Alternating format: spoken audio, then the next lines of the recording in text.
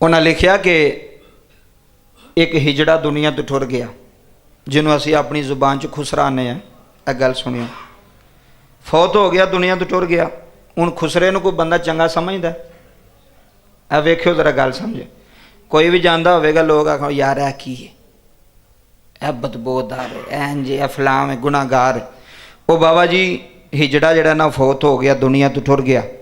जनाजे दे नाल 10 बंदे, किन्ने बंदे जनाजा भी नहीं ना पढ़िया, भी नफरत सी उहदे कोलों, उस खुसरे को नफरत करते सन, भी उहदे जनाजे च भी नहीं गए, भी इहदा जनाजा पढ़ के सानू की लभना। गुनाहगार है, सियाकार है, खताकार है, भैड़ियां नज़रां नाल, बुरियां नज़रां नाल वेखना। बाबा जी जदों वो फौत हो गया ना, दुनिया तो टुर गया, किसे उन्होंने ख्वाब च वेख्या तो जन्नत च सैर पिया करे। सुभान अल्लाह। जन्नत विच की करे पिया? सैर पिया करे। किसी ने उन्होंने पूछा, जनाब तुसी तुहाडा ते जनाजा किसी ने पढ़िया, 10 बंदे तुहाडे जनाजे अंदर सन, लोग तो तुहाडे नाल नफरत करते सन, वे जहन्नमी है, गुनाहगार है, सियाकार है, तुसी जन्नत च किवें?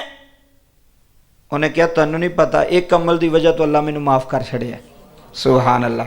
उन्हें पूछया, खुसरे नूं पूछया वे किहड़े अमल की वजह तो अल्लाह ने तैनूं माफ़ किया है? ऐ हुण जुमले सुनिया जे। वो कहन लगा, ए लोगों ने जिहड़ी मेरे नाल नफरत की ना, वो ही अल्लाह नूं पसंद आ गई।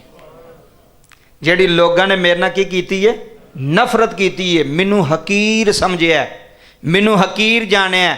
अल्लाह ने फरमाया, लोग कौन ने तेनों हकीर जानने नाल, तेरे नाल नफरत करने नाल? जा असीं तेरे गुनाह माफ़ कर छड़े। यार फैसला किने करना है? तुसी मैं कर सकते? तुसी मेरे बारे फैसला कर सकते? मैं तुहाडे बारे कर सकना? यार फलाना बंदा गुनाहगार, मेरे को की अथॉरिटी, मेरे को की गारंटी? अज नमाजी बेनमाजी नूं समझदा है वे जन्मी है, अज हाजी बगैर हज करन वाले नूं आंदा ये जन्मी है। मैं तो हर साल हज करन जाना, ये की है?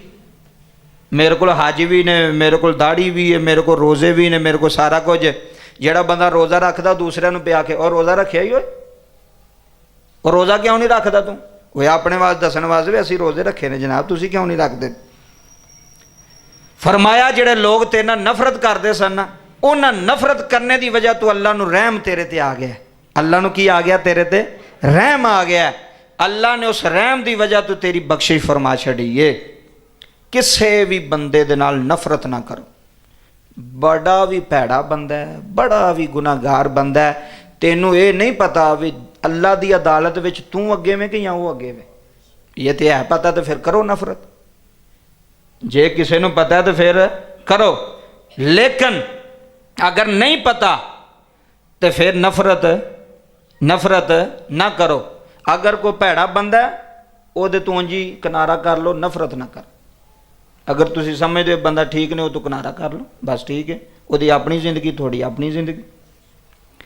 इस वास्ते उन्हें कहा कि गल है वे विच कि ए जिहड़े लोगों ने तेरे तो नफरत की है ना जी, तैनू गुनाहगार समझिया, तैनू हकीर समझिया, वो अमल अल्लाह नूं पसंद आया तो अल्लाह उस अमल की वजह तो तैनू जन्नत अता फरमा छड़ी।